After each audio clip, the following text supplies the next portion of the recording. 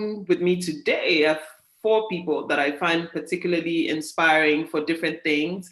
They're people like that I've known for years and years and years, and they're people that I've just met, but I'm so excited to be here and to be talking, introducing them to you today. But more importantly, I'm hoping that, in this room, there are people with ideas, there are people who are like pace setters. We have the CEO of a big company here, Miss Samata, so I'm hoping that this can also be the beginning of either working on a project together or coming up, with ideas to solve some problem, so beyond the talk, beyond the engagement, beyond all of this, I'm hoping that, something tangible can come out of it, that we can all say that, 2022, here are the goals and this was what we did. So before I go on, because I like the sound of my own voice, I'm going to leave you to do the quick introductions yourselves. 5 minutes, tell us about what you do and how you started, what you do, and the role it plays. 5-10 minutes, the role it plays in the fashion value system today. Starting with, who wants to go first? I'll go first. Okay. I'm happy to go first. Hi, everyone. My name's Samata, and I'm the CEO of Red Carpet Green Dress. We're a women-led organisation who are really passionate about bringing dialogue and action to the topic of sustainability. We were founded in 2009, the year that our founder, Susie Amos Cameron, and her husband, James Cameron, were going to the Oscars for his film Avatar. And they recognised that there was a huge opportunity to have a much more meaningful conversation about fashion and fashion's impact on the environment and on communities.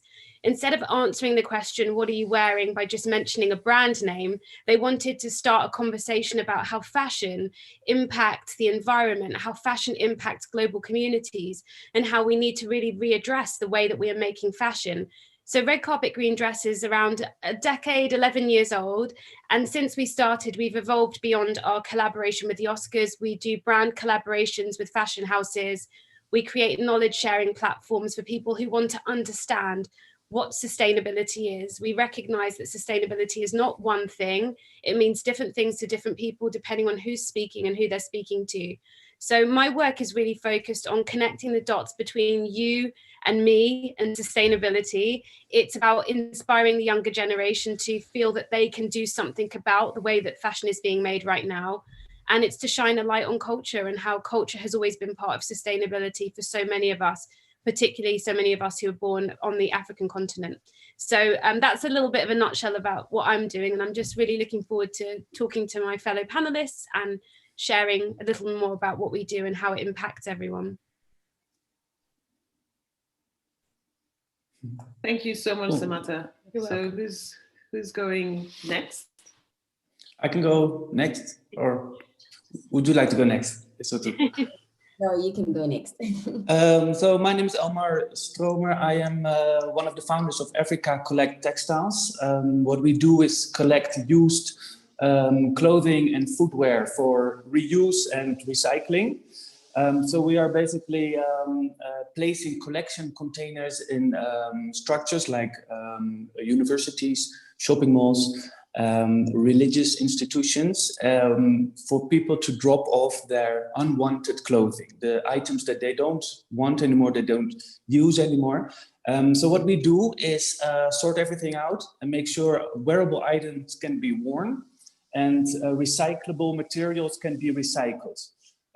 For example, we give away a lot of items to underprivileged groups, but we also resell materials, and for example, wool and acrylic can be recycled into blankets. And we have a lot of denim, like broken jeans, basically, and we recycle those materials into carpets and shoes.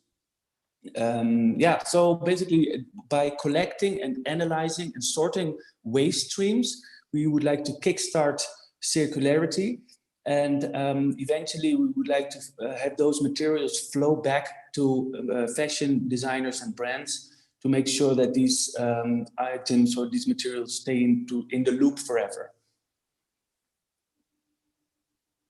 And I think that is also a nice bridge to Esethu, because she does a similar thing.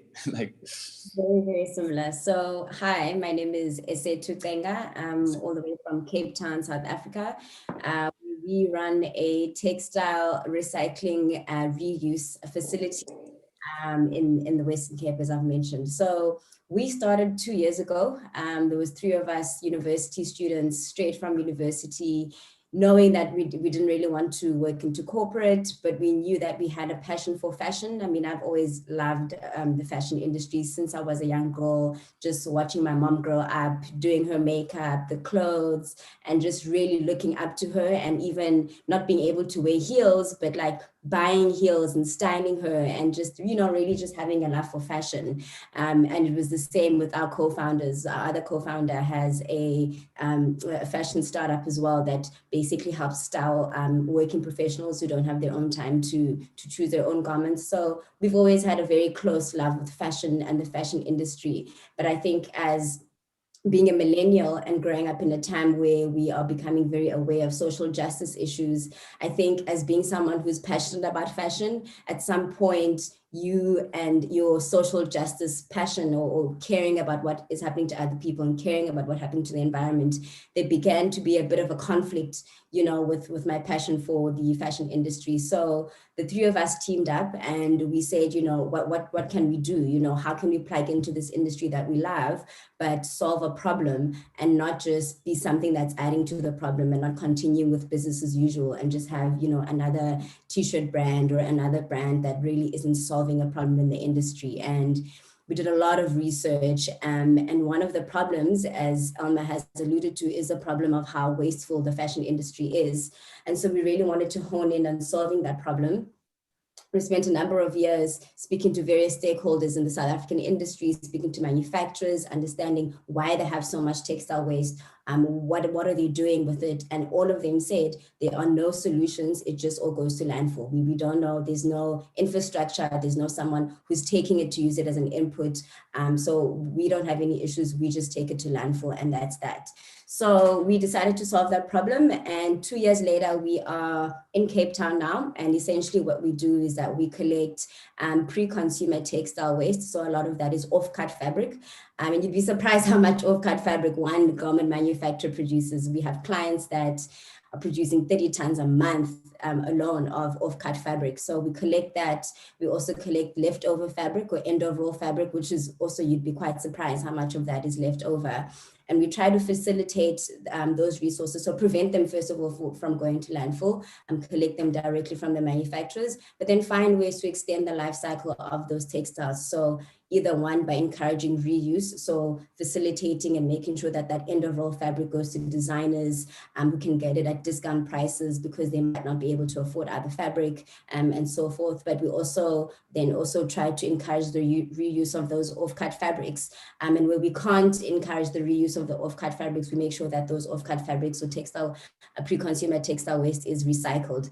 And so we find different textile waste partners across South Africa who want to use that textile waste as their input, and it essentially ends up being used into being made into various end products.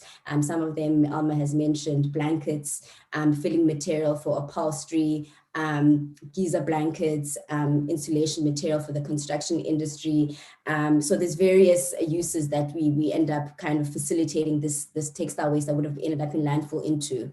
But our big passion is because a lot of the textile waste that we collect, a lot of the off-cut fabric that we collect in South Africa, a lot of it goes into downcycling. So these products that I've mentioned, filling material, insulation material, so an inferior product. And we really see and are passionate about moving taking these off-cut fabrics, and not only to be used for downcycling, but to be upcycled as well. And so our new project is to find ways to recycle, so take off-cut fabric back into fiber, and then see if we can respin that fiber and weave it and create 100% recycled fabric from that. And then this would be fabric that, you know, looks normal, same quality, same aesthetic as fabric that's made from virgin cotton. So that's another one of the projects that we're working on, because we realize that if all of it is going into downcycling, that is good, but the market for the downcycled products is only at a certain level. And so as a way to kind of innovate, we played around with this idea of creating 100% recycled fabric. So that is rewoven in a nutshell. We divert textile waste. We try to encourage the community to reuse it. We also encourage recycling, and we're working on a new project of trying to create 100% recycled fabric from textile waste. Thank you very much, Esethu. Zara. Hi everyone. So my name is Zara Odu, and I'm the founder of Designers Consortiate. And we essentially are a boutique firm with the mission to create sustainable solutions that invigorate the African apparel ecosystem. So essentially, our focus is threefold. We do partners and collaborations with designers. We work with brands to help them become sustainable or to understand what it means to be sustainable. And industry advocacy is another thing that we do. So essentially, we develop, nurture, and promote indigenous techniques and raw materials that reduce waste and enhance local economies through artisans and smaller communities. And so our focus is slightly different from everyone else's here because we believe in material sourcing. So I'm particularly passionate. That's my main focus, is material sourcing. And what that is essentially for me is we believe that circularity begins at the source. And what we want to do is try and encourage designers to think about the products that they're making at the very beginning. We believe that if they create better products using better materials, and they think about the end right at the beginning, we won't have as much waste as we have. We'll have better products out in the market that are made with better quality and will last longer and won't end up in landfills and won't be destroyed and won't have to be thrown away, that are still going to be good enough to be passed down from generation to generation because they were thought about properly from the beginning. So something that Esethu said is something that's at the end is something particularly interesting to me as well, is about new materials. So as much as we are looking for, especially here in Africa or in West Africa, it's particularly difficult to find lab-made materials or a lot of things that are happening in the West in terms of sustainability that are really pushing the conversation forward. So with us, we're really just trying to examine what raw materials are available to us. Everything we do is about local production and about supporting what we have access to here. Sourcing the materials from here, producing here. By here, I mean within Africa. And so we are particularly interested about how we source those materials, ensuring that they are sourced in the most ethical way, and then using them to create good quality products in Africa that can be whether sold within Africa or internationally. And with regards to new materials, we're really interested in the idea of how textiles can be transformed. And so what Esethu said is really interesting because we want to be able to encourage designers to understand where the materials are coming from and to figure out, not just to go to the market and buy whatever is available there, but to be able to trace where the material is coming from. And even if we're saying we're using cotton, how was the cotton grown? I mean, sustainability is a big thing. And as Samantha said, it means different things to different people. And I think sometimes it's quite daunting. So we try and get designers to understand the basics. And that we hope will help to encourage them to make better decisions as they source, as they produce, as they create these long-term products.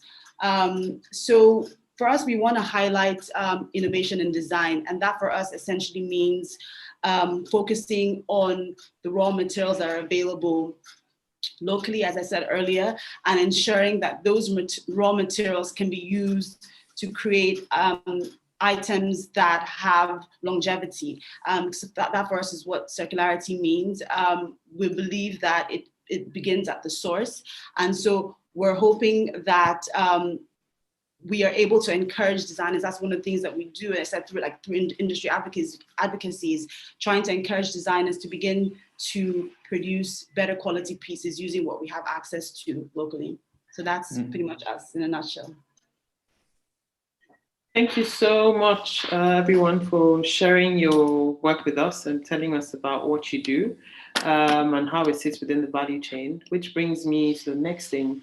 Samata, with you in particular at Red Carpet Green Dress, you know, your work revolves around working with creatives, you know, because you have to find, it's like a matchmaking process, so to speak, between the right, you know, the right talent and the right celebrity, so to speak. Can you tell us a little bit about what challenges you face sometimes in trying to, you know, get that to work? And beyond that, you know, so that we don't simplify what you do, because it's a lot more than that. There's a lot of teaching, there's a lot of competition out there to educate young people. Can you tell us, you know, share with us some of the challenges you face with, you know, waking up every day to run a company, an organization like that on a daily basis?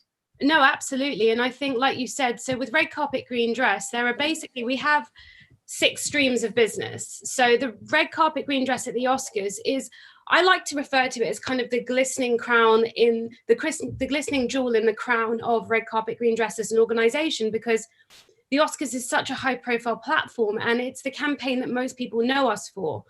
But as you said, and as you alluded to, we have kind of 5 other streams of activities we do. And for me, those are equally as important. They revolve around educating, workshops, going into fashion colleges, speaking to the younger emerging generation of designers who will be shaping the fashion landscape for us for the next few decades.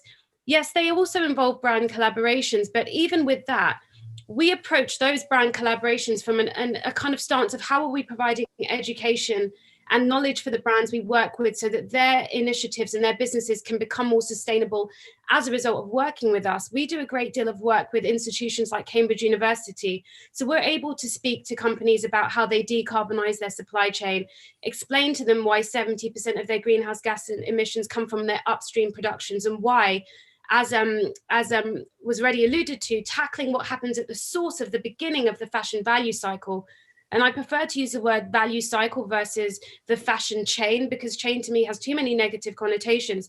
But when we talk about what's happening at the very beginning of the fashion value cycle, we can actually correlate how making changes from the materials that they're sourcing.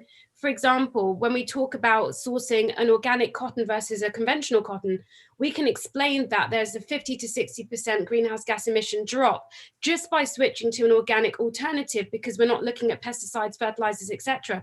So when we're talking to brands and collaborating with them, it's important for us that we can show our knowledge and help them understand what changes they need to make within their organization to become more quote unquote sustainable.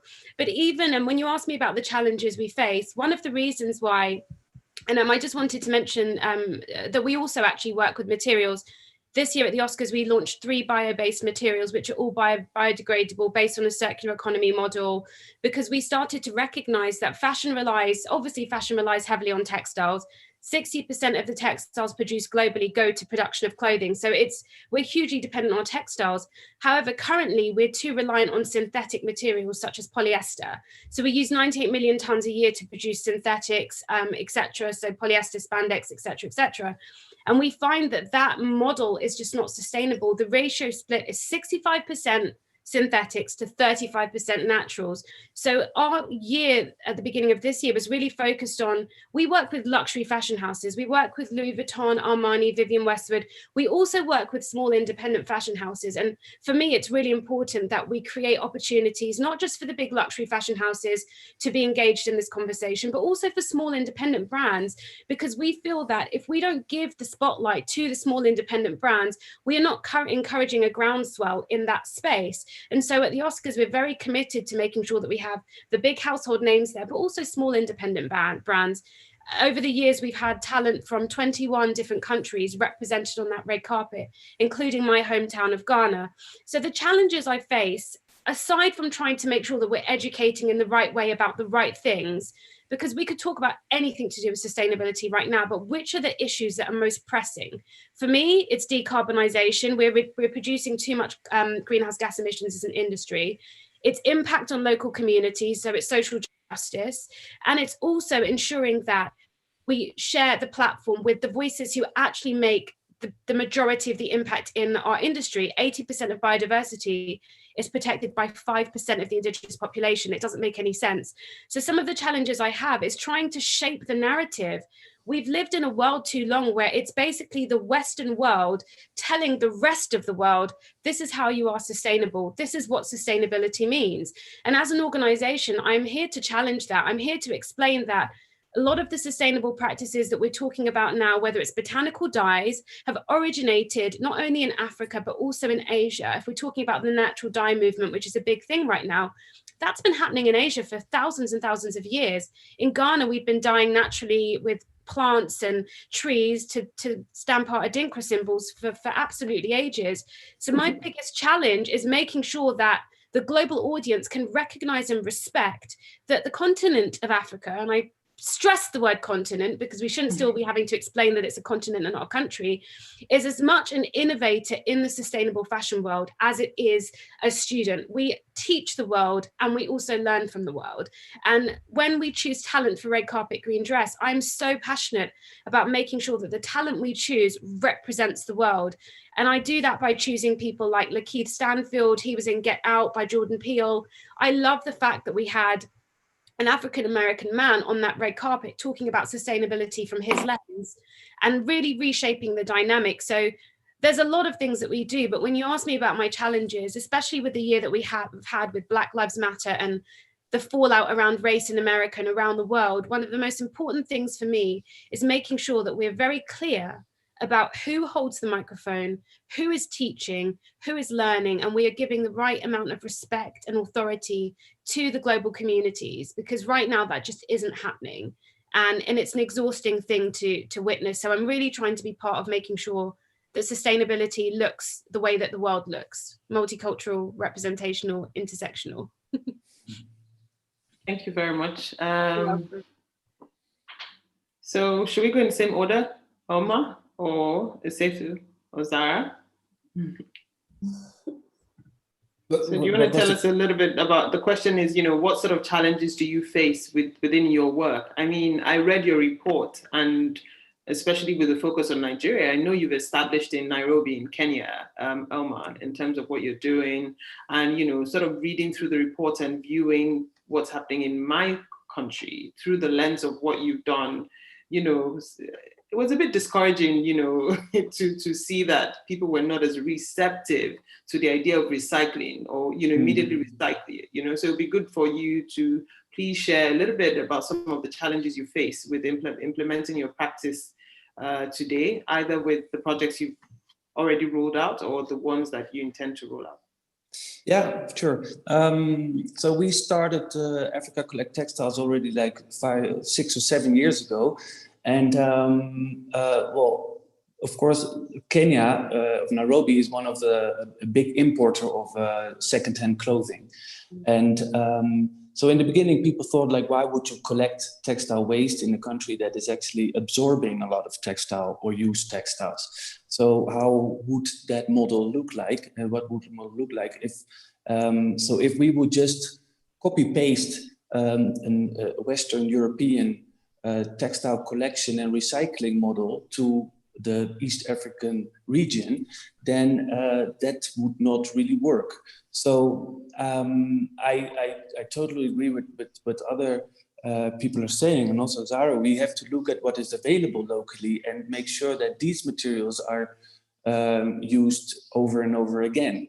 And I think also that within 5 to 10 years, the shipment of all these secondhand clothing and maybe even materials or clothing from Asia is or should maybe be limited, so that clothing made locally can have a chance also.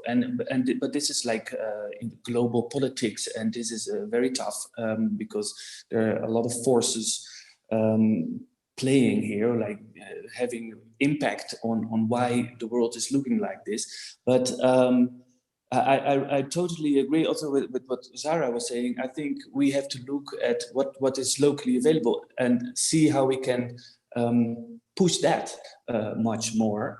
And that also applies to Europe, because Europe also has a bit of a problem because they are importing a lot of stuff from Asia, but there is not so many ways for them also to get rid of it or to process it properly.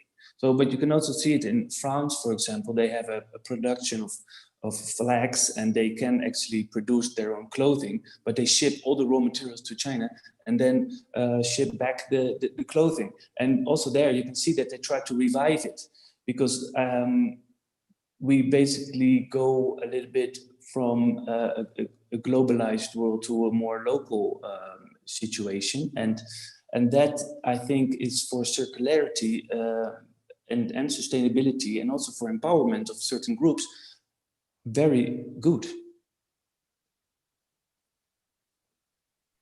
Thank you very much, Elmar, for sharing your thoughts. So Zara or Esethu, who's going next? Okay. I can go next. So yeah, we've actually experienced quite a number of challenges in not only trying to bring in the conversation on textile recycling, textile reuse, but just on having the sustainability conversation in general in South Africa. And I absolutely agree with Samata was saying about the narrative, and I'll get into that a little bit more, but the narrative that we have used to converse about sustainability in general has been so Western. And as a result of that, when it comes to home, people feel as though it's this new concept that we now have to learn. And a lot of the work that we've realized that we have to do in South Africa and just in Africa in general is to remind people that this is not anything new, that we've been sustainable forever. Sustainability is part of our DNA as Africans. We don't know what waste is. We've always been reusing and repairing things. And just our way of being has been necessarily sustainable for thousands of years. And in fact, our message at Rewoven is maybe everyone else maybe needs to learn from indigenous groups in Africa and across the globe who've been living this way forever. Yeah, so that's just a side note. But some of the biggest challenge I'd say is in the textile recycling space is this issue of mixed fibers. And I think it touches on a point that both Zara and Samata have spoken about. It's really not good enough for us to consider circularity at the end of the life cycle of the garment. It really starts at the beginning of the value cycle. So from the raw material processing to material sourcing to manufacturing, from right at the beginning, if the right fibers are chosen, then it's easier for us as the recyclers to be able to then recycle those materials. So with most of the garments and the fabric types in the world right now being synthetics and being mixed fibers, that has been a really big challenge in what we can actually recycle and what is actually recyclable. And so, yeah, that has definitely been one of the biggest challenges.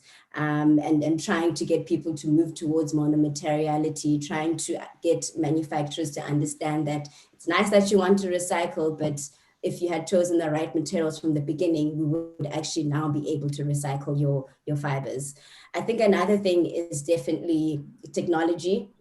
So I think it was it last year? I think it was last year where we tried to, we started the project of trying to create 100% recycled fabric in South Africa. And we went to various manufacturers, various institutions, trying to get the technology, trying to just create a prototype, really, just a small prototype of fabric from off-cut fabric. And we couldn't do that in South Africa just because of technological expertise and a lot of the infrastructure not being available in the country as we see it being available in other countries like India and Turkey and China and other developing countries that have been able to create 100% recycled textiles.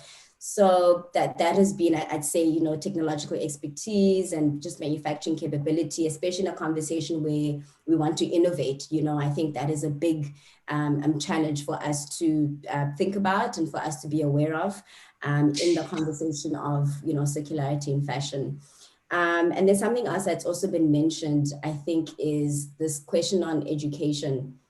We've seen that there's a lot of not even consumer education. I think consumer education for sure, but even we work with a lot of industrial partners, a lot of manufacturers who we collect the offcuts from.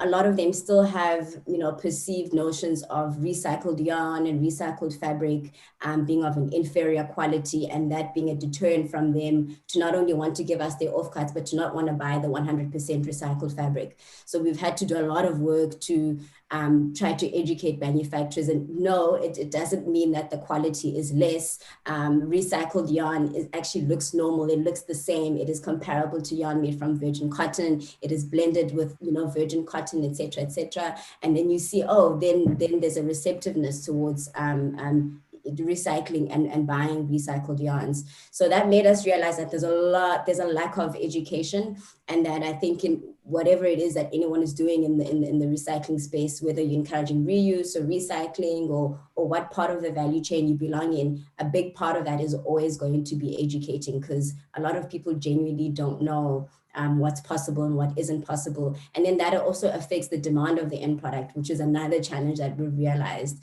especially since the conversation on recycled textiles is still quite young and in its infancy. The demand of recycled yarn and recycled fibers, once that goes up, will really facilitate everybody's interest in getting their fabric and off-cut fabric and waste fabric recycled. And that demand really needs us to educate everyone in the industry and educate consumers. So that's been another thing. And we would pitch to investors, and that's the first thing we hear is, what is the demand of recycled yarn? What is the demand of recycled fabric? What is the demand of this recycled end product? And the thing is, until we get there, we're not going to really have as much momentum as we want in creating the circular economy. So that also then goes into education. And I think education, but also storytelling and also a rebranding of sustainability and recycled textiles. But it's still quite a challenge because, the industry is still quite young. All these conversations we're having about sustainability are quite young. And I think that's why, as Rewoven, we've also just seen the need to, as I mentioned, we've had to start a platform, an educational platform, a knowledge sharing platform called Future of Fashion, that not only speaks about sustainability and all these topics, circular economy, but in a language that people understand here at home and in a concept that people understand here at home, as a way to facilitate that demand, to get the interest, to educate people about this, because that's how we're going to get uptake. But yeah, those just are some of the few challenges. There's a lot more, but I think those are some of the biggest ones in my area of expertise of, working with offcuts, trying to get them to be recycled and so forth, that we've picked up on. Thank you very much, Esethu. Zara, do you want to share your thoughts? Yeah, no, so it's really interesting that we all are sort of facing very similar issues, and maybe in different ways, but really the issues are the same across board. And when you were asking about issues, the first thing I was thinking about is, this idea of having to explain what sustainability means. And, I've spoken at a forum before, and I was talking about sustainability, and, it was with young people, and they were just looking at me like I was like crazy, really. I mean, they had no idea what I was talking about.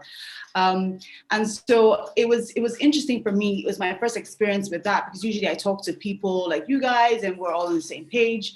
But generally, it was interesting to see that they had no idea. And not only did they have no idea what it meant in the context in which we were describing it, sustainability, but they, a friend of mine was at the talk with me, and he was like, think about the fact that these guys haven't even eaten lunch, right? Or they you're thinking about maybe the fact that they have other things to worry about first, right? And then we're talking about sustainability.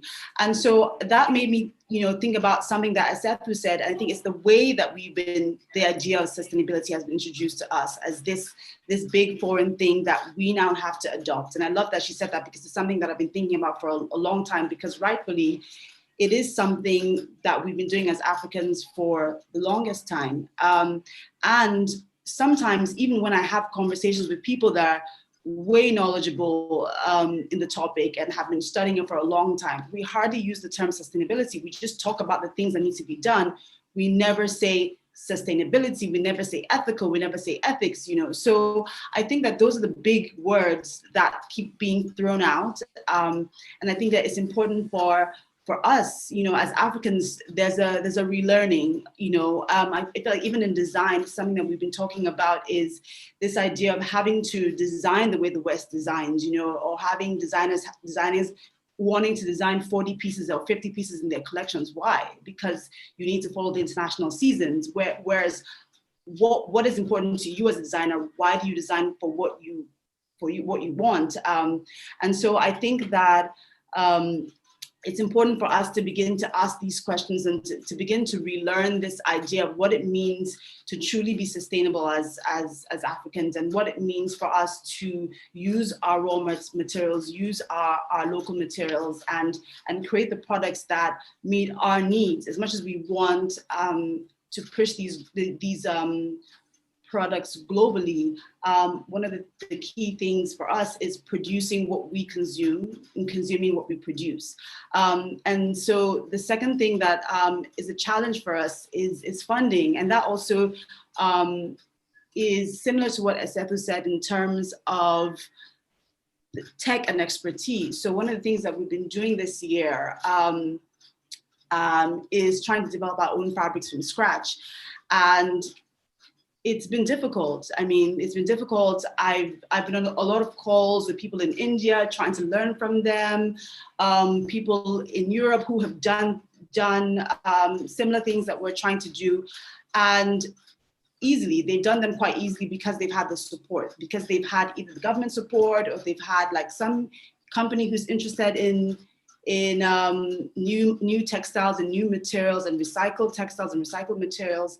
And also even in terms of just the skill, finding the right people that you can work with for certain things. So we have the passion, but we have no experience. We have no technical experience. So we have no, I'm not a scientist. I don't know how these things work. So I would need to partner with someone who does. And I think even when you find the people, their skill level is limited. They probably studied here in Nigeria and haven't been able to get that international expertise that we would need to take it to the next level.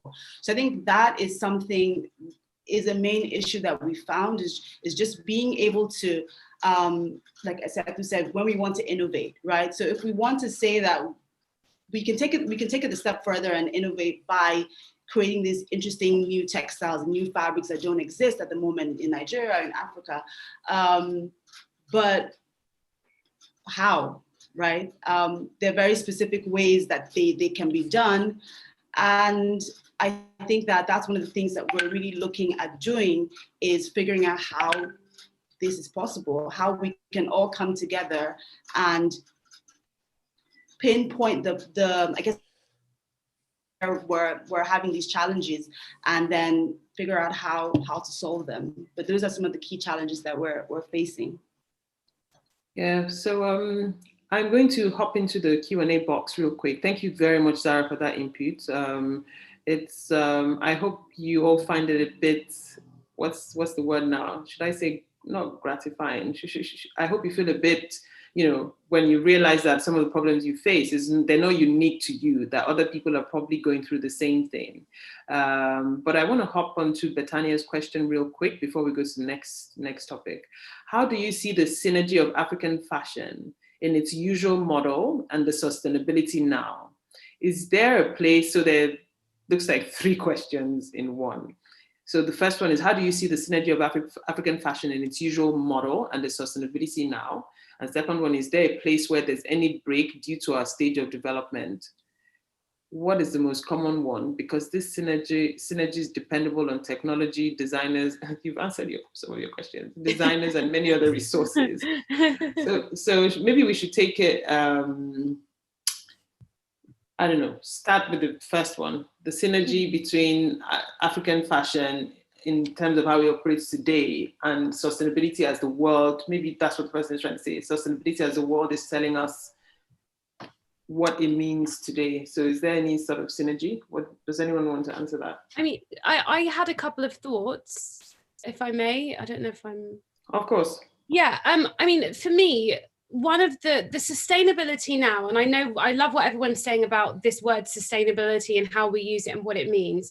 So when I say it, I mean it in an extremely holistic throughout the supply chain way. I look at the product as the pebble and everything around that as the ripple that the pebble generates.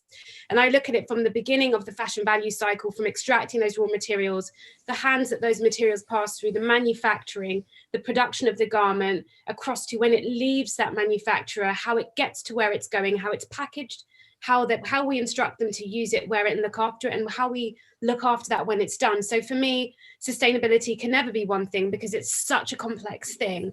But the question, the element of the question that resonated with me is, what sustainability to me looks like now is a new business model. And I think that as a continent, that the African continent is not so far removed from that business model that we need to be looking at.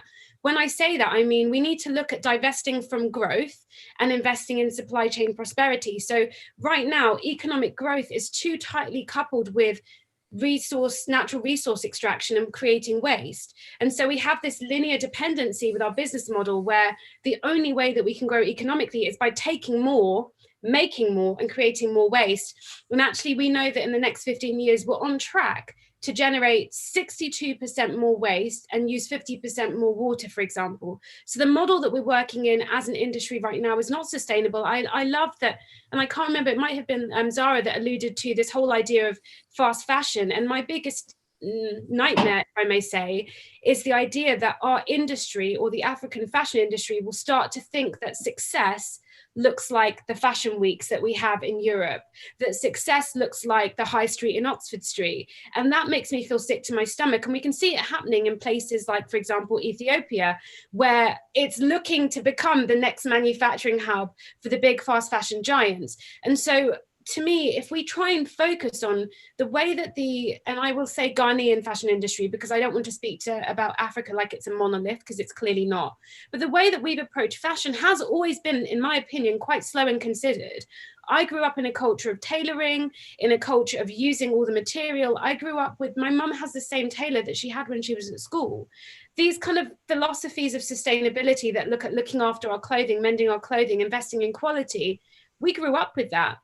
And we have to fight against anything that is counter to our inherently sustainable values.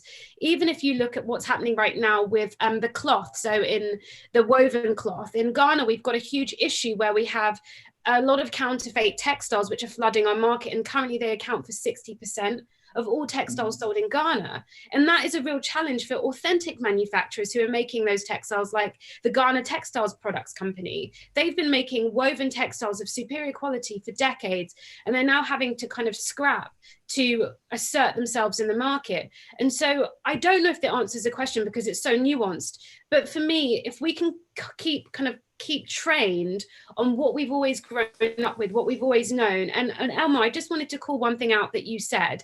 You talked about the challenges around the influx of secondhand clothing to parts of Africa.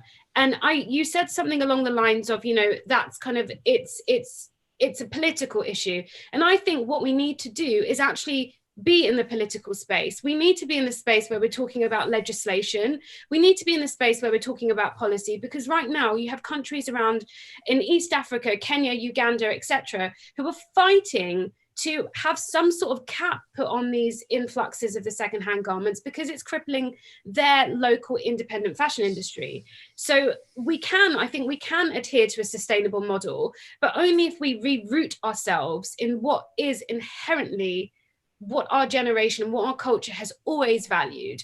In Adinkra, we have sayings, all the symbols of the Adinkra mean something. And so many of them talk about the reverence to earth, respect for nature. And I think if we can just retrace our roots and recognize that our country and our continents are inherently sustainable, we're not that far aligned from what the sustainable new business model should be. So we don't actually have a long way to go. We just shouldn't be repeating what we're seeing happening in other parts of the world. I don't know if that answers your question, but it's what I felt when I saw the question. I just want to jump in and say that I think in terms of the question, I think it's very important to separate African fashion and African fashion industry, because what Samantha is describing is African fashion. I think the indigenous craft, what we do with our weaving, our textiles, which is unfortunately a bit of a dying art right now. I think that's very different from the African fashion industry, which some of us have worked in for so long. And I think that for her question, I'm not sure if she's asking about African fashion industry or African fashion, but I think she's asking about the industry as a whole. And I think that the industry, and we've already said this, but I think the industry is sort of, and to be honest, we've all played a part. I've been guilty of that, where I've worked with many brands and I've said, you have to do your seasons, you have to follow the international calendar, you have to show in New York, you must be in Paris, you must be global. And over the last couple of years, I've had to take a step back and realize that those things don't matter. And that, so I think that naturally as Africans, the way that we design, the way that we produce is sustainable. And I think that the industry, though, in the last 5 to 10 years, we've had to, we've managed to position ourselves in a way where we're working like the global market. So I think what we need to do is take a step back and figure out how we can get the industry to work in the way that the African fashion as a whole works, where it's slightly slower, slightly more delicate, slightly nurtured, isn't fast. Like you said, the tailors are working for the same people for the, the next 5 to 10, for the same 5 to 10 years or more. But I think that even with that, though, there is still should be a level of expertise. I think for me, where I always came in before with regards to production was I wanted the garments to be made of good quality, right? And so we always were trying to meet up to international standard. And I think that that's not a bad thing, in the sense that you want to buy a piece of clothing that fits well, right? You don't want to say just because it's made in Africa, it fits like crap, right? So I think that as much as we want to take a step back and we want to say that African fashion will remain sustainable, we also want to ensure that it's of good, high quality. And yeah, just my take on that. I would like to also add something and just second what both Samata and Zara have mentioned about African designers, always kind of having the upper hand when it comes to the topic of sustainability. I also realized this in like maybe 2 years ago when we started speaking about sustainability in South Africa, thinking that there weren't a lot of designers who were sustainable and that we were going to have to do so much teaching and letting everybody know about sustainability. And then when we started talking to designers, they were like, we've been using offcuts to make add to our garments for a long time. We've been using waste for a long time. We've been circular for a long time. And as much as that has been necessarily out of financial constraints and, out of poverty or out of not having a big budget, like the bigger companies, I do think that our designers, by virtue of having to work a lot locally, and by virtue of, like I've said, resources, they have been pretty low impact already. Where I think we fall short is the telling of our stories. And saying to the world that this is what we've been doing, that we're artisanal, we've always been craftsmen, we've always done work by hand, we've always been working slow, we've always been using natural fibers. We haven't been shouting that, we haven't been saying it. And I think it's maybe just the way that we are, because when you're doing something because it's the way you've always done something, you don't really feel the need to tell everyone about it. But I think in this conversation and in this world and in this global political economy, as we're saying, we might need to say that, we might need to shout it out, we might need to tell our stories with a little bit and be a bit louder about it in this global economy. But I agree with everyone. African fashion designers inherently has been quite sustainable. And so on that level, I think we do have a bit of an upper hand compared to a lot of the bigger companies now who really, they have to change a lot of what it is that they're doing. Their core values really have to change, whereas with a lot of our designers, it's more of telling stories and maybe also embedding technology. I think that there's a lot of room for technology to help us connect with each other better, to help us find one person's waste is my input. All of that can help what is already could be seen as a sustainable industry. I think there's room for other things to help bolster it up and make it even more efficient and even more sustainable. But I think the essence is really there already. Can I just say a super quick thing about resource, because I think someone said it before, and I think without the investment, it's actually it's nigh on impossible, because that's crucial. I worked with Levi's on a project a couple of months ago where they developed, they worked on a fiber that was developed using worn out jeans. So basically they're making jeans out of material that's made from jeans. So it's called circulose, and it's fantastic. It's a great idea of a circular fiber. But to develop that fiber took 5 years of research and development. 5 years. So even though we have these aspirations for the continent, or for the fashion industry, or for fashion as a form of craftsmanship, without the investment, it's almost, I wouldn't say it's impossible, but it's extremely challenging to do it in a way that is scaleful and impactful. So not where it's a little workshop or a token little initiative here, but we're talking about global impact, which makes us competitive globally. Without the investment, you know, it's really, really an uphill struggle.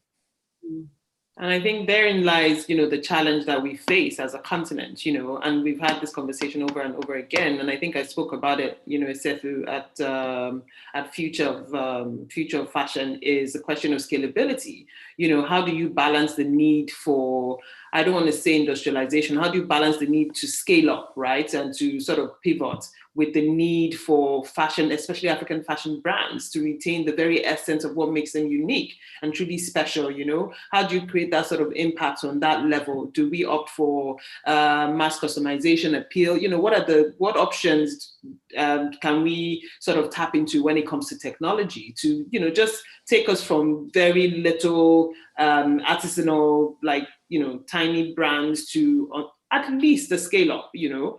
And I think one of the things I left you with as well was that question, maybe African fashion was never really meant to be globalized like that. So yes, it will have global appeal and you can buy it, but maybe it's never really meant to be on that scale where you produce 1 million units of one quantity. Maybe, you know, maybe those are the things that we need to start thinking about, which also, of course, the question of storytelling is something that I've harped on for, I don't even know, 4 or 5 years. I spoke at the FIT like 4 years ago. We're still talking about it today. And you are right, Esethu, that, you know, it's a problem. I think when you live in it, it's your experience, when it's your everyday reality, it's probably a bit more difficult for you to tell the story because you take it for granted that that's, you know, that's basic, you know. But which brings me to the next question. But now we've found ourselves faced with this unique problem, and which sort of reverberates across the ethical supply chain.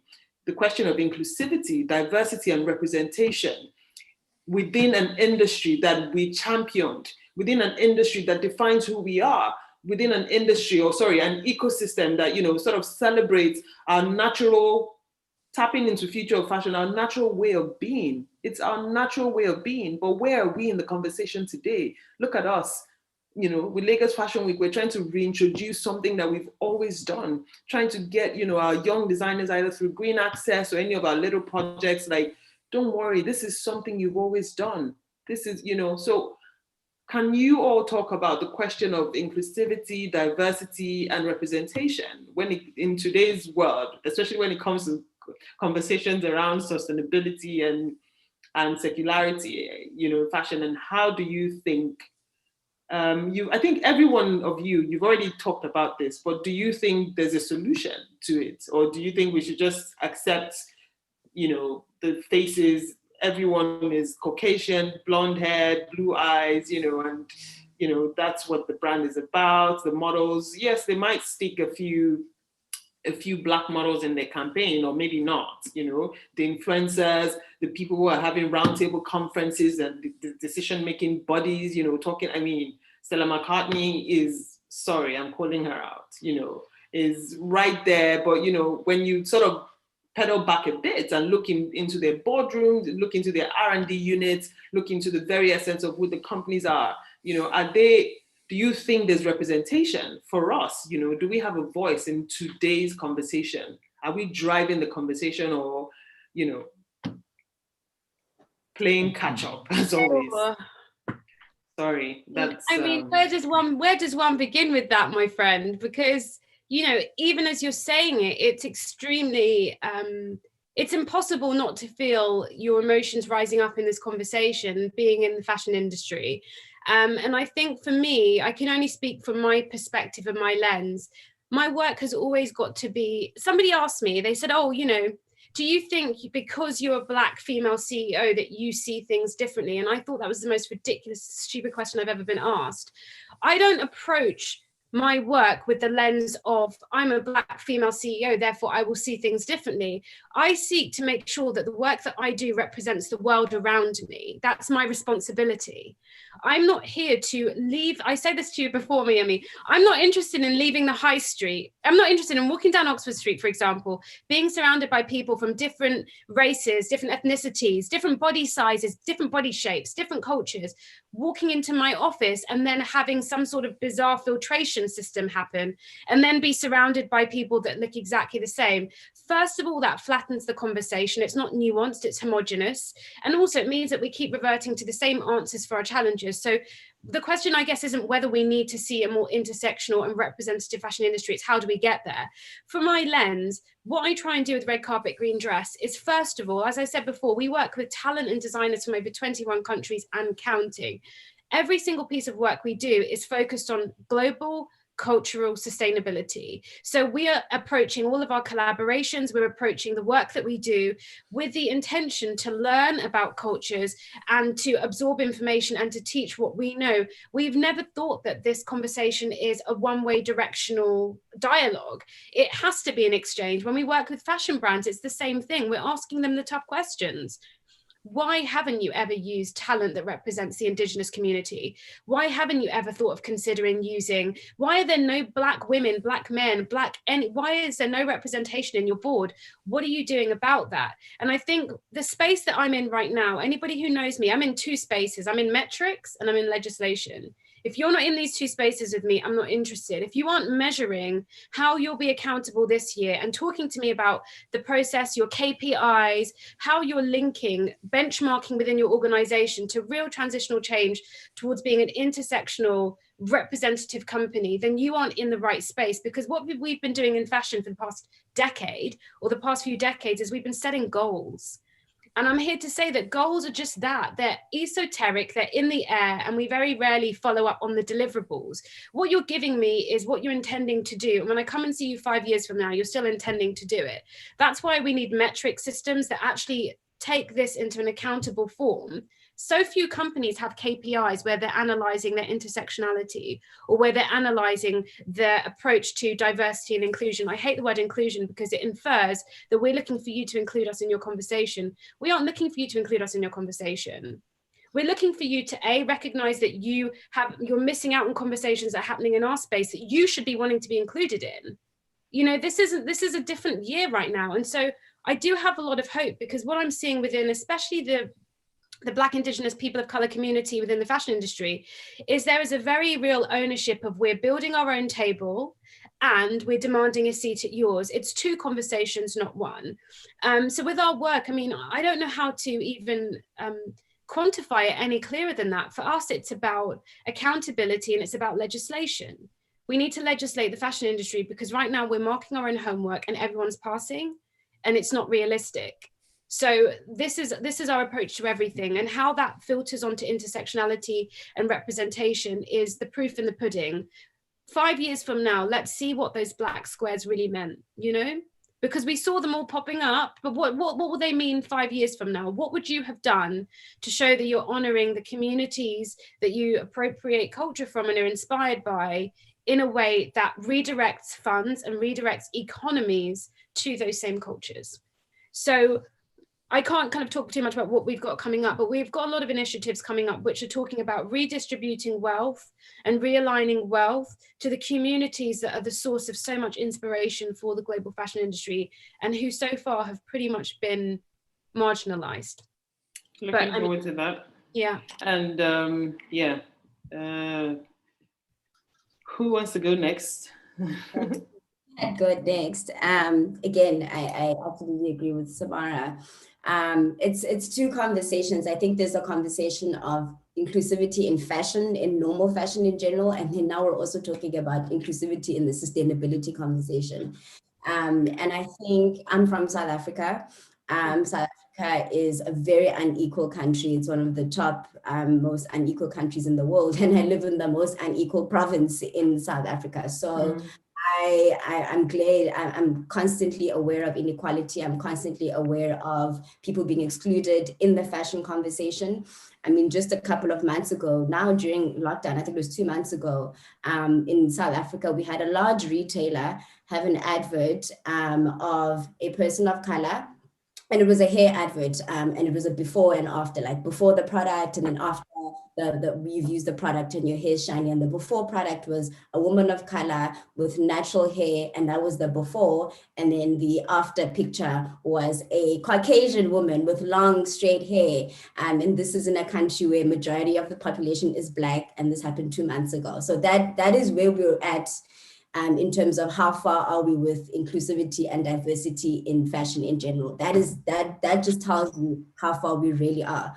And of course, the retailer was, there was a Black CEO and there was a Black manager. And so that was kind of their excuse as to why that happened. And what we realized is, though, there's still some work to be done. I think the conversation of inclusion and diversity and representation has definitely improved, but I think it now may have gone into this space of tokenization. And it's the same word we're using with greenwashing, where you're doing it because you have to do it, but it's not genuine. And so I guess we're making progress, and I guess maybe that's the step, those are the steps that we need to take. But I think that we still definitely have to do more in terms of making just fashion in general inclusive, because there's a lot of topics in inclusive. There's the sizes, there is the models, there are so many different conversations when it comes to this. And I think the key is to, and we had one of the masterclasses in Future of Fashion was actually speaking to this, is fashion is really a representation of society. And so, like Samara was saying, if the people who are creating the product, who are at the top, are only a limited a view of society, they're going to create a product or representation that is not inclusive of society. And so we really need to, as people of color, really need to create our own table, but be also loud about demanding a seat on that table and why we need to be on that table as well. So yeah, there's a lot of work that needs to be done there. I also think collaborating and having more diverse people in positions of power helps you see your blind spots. That's because a lot of the time it is blind spots that you created sizes for, from small to large, and you completely ignored that there is a whole other demographic that would fit in sizes bigger than large. Or there's differently abled people who also want to feel good, who also want to wear clothes and be comfortable and feel sexy. But if you don't have those people represented there, you're not going to even have that perspective. So we need to create our own table, but we need to be very loud about, demanding a seat on that table as well. And then there's a conversation which I'm very annoyed about, is making the sustainability conversation inclusive, which has annoyed me in South Africa, because I've noticed that in the sustainability space, in the climate change space, in the sustainable fashion space, again, it's always the same type of person, and the products, sustainability, sustainable living is always marketed to an audience that is white, an audience that is really wealthy, and that is the audience that either participates in sustainability, they become the starter pack image of what sustainability looks like, and it makes other people feel very, very excluded from the conversation. And it annoys me because it only tells me that we're only doing sustainability, or we're only becoming sustainable because we can profit off of it. We're not genuinely interested in actually teaching everyone in the country about sustainability. And we really need everyone to be aware about the challenge of climate change, because we don't have time. And another thing is, a lot of the people who are most negatively affected by people of color, women of color, people living in vulnerable communities, the workers who we come on these panels and talk about their workers' rights, they also should be included in the conversation. And I feel like a lot of the times it becomes a thing of, we come to these spaces and we use our fancy sustainability jargon and circular economy and shared economy and all these words, and because we're in the cool club, you're not in the cool club, we're not about sustainability and you don't, but the very people whose issues we're talking about and are going to be most affected by unsustainability, they don't have access to this conversation. And that's something that makes me very uncomfortable in a country that it has majority people of color. We're not speaking to these people, and they're the ones who are living more sustainably, and they're living the impacts of unsustainability the most, but they're not welcome in these spaces. And so that's what inspired the whole theme for this year's Future of Fashion, our knowledge sharing platform of we really need to change the narrative around sustainability. And just even how we teach about it. So we had a short film this year. Even in the short film, we made sure that we use indigenous languages, and we completely stayed away from the concepts that, the words and the jargon and the concepts that we typically use, but we really connected with how sustainability from our indigenous communities, how they've seen it. And instead of even saying we're teaching them, we were kind of saying what Samara is saying, well, maybe you need to learn from them. We're telling their stories. They're actually telling us how they've been doing it for a long time. You need to listen to them. So yeah, it's a number of conversations. I'm annoyed that we have to, I was on a panel and we were talking about decolonizing sustainable fashion. And someone was like, why are we even decolonizing? Trying to solve regular fashion and now even in sustainable fashion, decolonize it and make it more inclusive. But yeah, that's where it is. I think we have a long way to go in that conversation, because it really is a political conversation. Representation, diversity, it's about who's at the top, and it's a political conversation. And until things are diverse and inclusive on a political level, fashion is not going to reflect that, because fashion reflects what society is. Definitely. Elmar, Zara, any? Yeah, there's so many things that. Oh, sorry. Oh, no, go ahead. Go ahead, Elmar. Yeah, there's so many thoughts going through my head, and there's also so many topics I cannot, I think, say so much about because of my biased situation, and it's all about listening very well to what other people are saying. And but one thought I had also about inclusivity is. And what a big problem, I think, is also what's stopping a lot of developments is that, and also the topic about fast fashion and having so many cheap clothing available to us is also because so many people basically need very affordable clothing, because we are working with a lot of people that cannot afford more than 20, 30, 40 cents for a t-shirt. So we don't like fast fashion. We don't like the influx of secondhand clothing. We don't like the polyester counterfeits, the fake Nikes. But there's not necessarily an alternative for this huge group that also want to look decent. And that is something that I'm struggling sometimes with, like how can you serve such a big population also in a good way without basically only talking about slower fashion, and we need to go slow fashion. But yeah, there's so many people that have only one option, and that is fast fashion, and it is a 50 shilling or 50 cent t-shirt.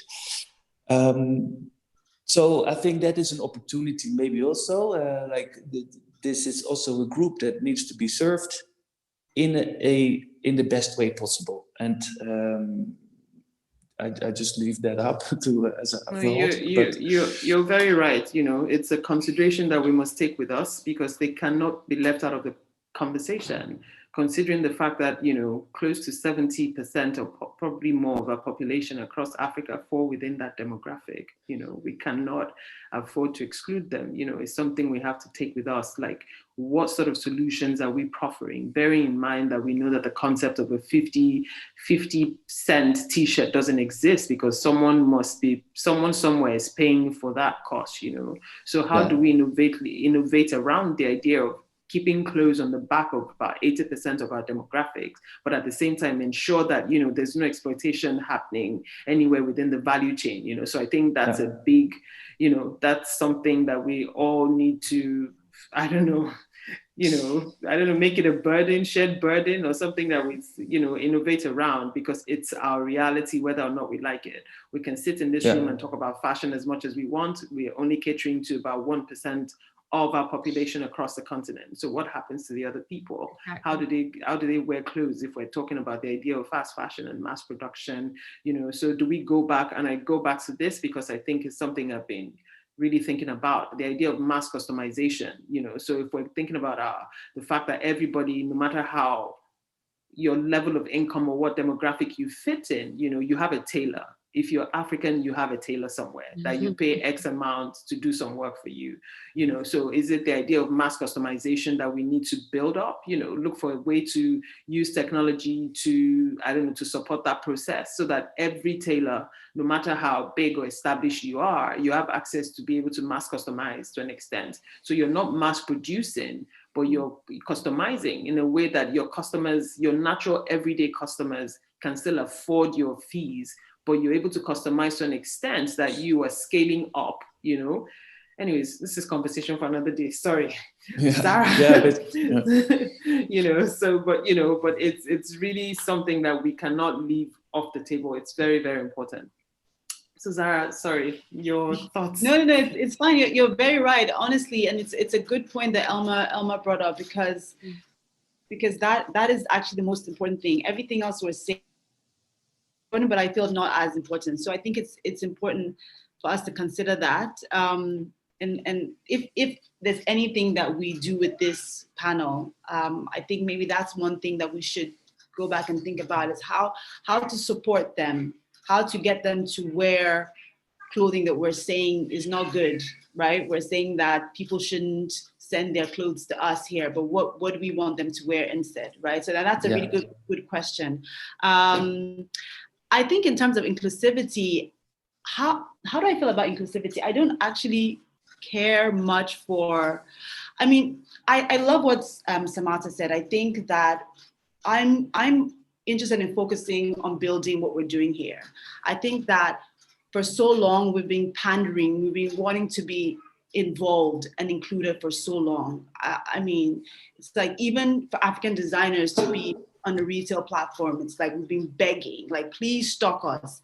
And I feel like I'm moving away from that, and I'm just trying to build and grow and develop from the root up, you know? So I think that it's important to, inclusivity is extremely important. And I think, just like Esethu said, there are blind spots. There are things that these brands are doing. And you're like, I just saw something this morning about Burt Bees, or some company that had like a terrible stereotypical picture of like a Black family without the dad, and then the white family was there with the dad.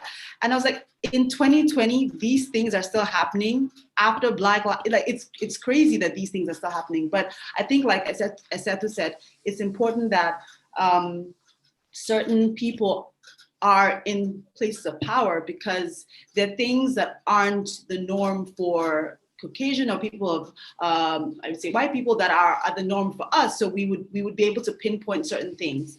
So I do think that's important, but I don't think it should be, personally, I don't think it should be our focus. I think that if we build and grow and do our work, automatically, whoever will take notice, whoever will call us to be in those circles.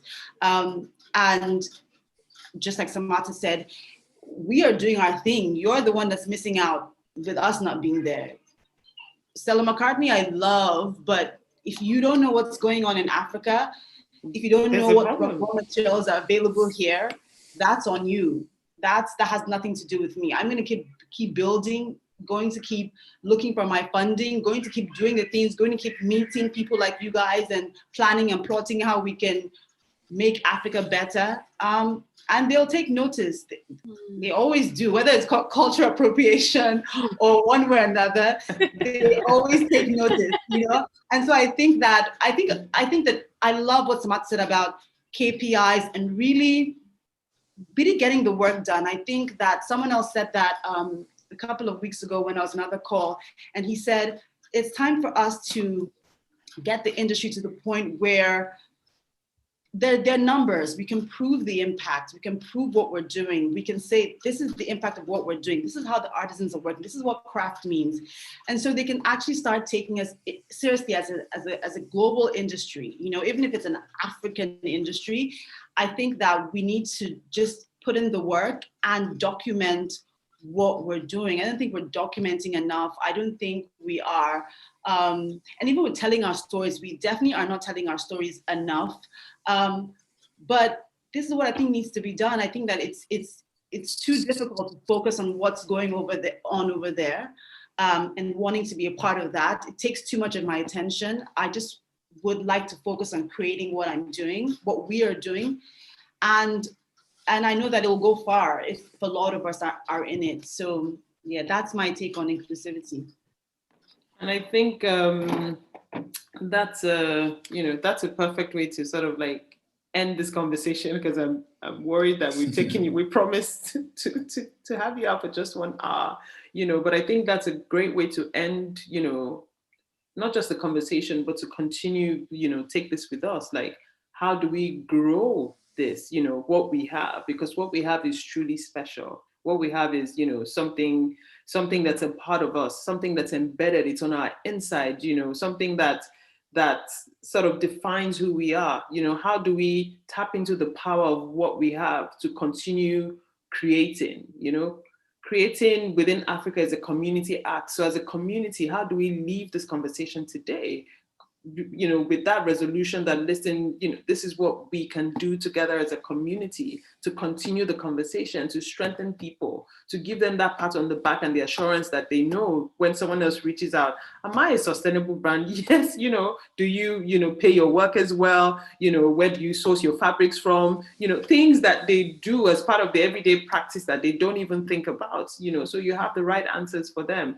But beyond that, how do we ensure that no one is left behind? And that goes back to what Elmar said, like, there must be representation, not just within race, but even within our countries, within our continent, everybody must have that, there must be accessibility to be able to wear clothes, and clothes of good quality that's well made and not through exploitation. So how do we, using our different business models, using our different practices, how do we draw, not just draw more light to this or shed more light on this, but how do we provide some sort of tangibility that a year or 2 years from now, we can say, here are the fruits, not just from this conversation, but all the amazing work that you guys are doing, because it is really amazing. And I just want to say thank you so much. Tell us if you want to share, do we have any more questions? Because document.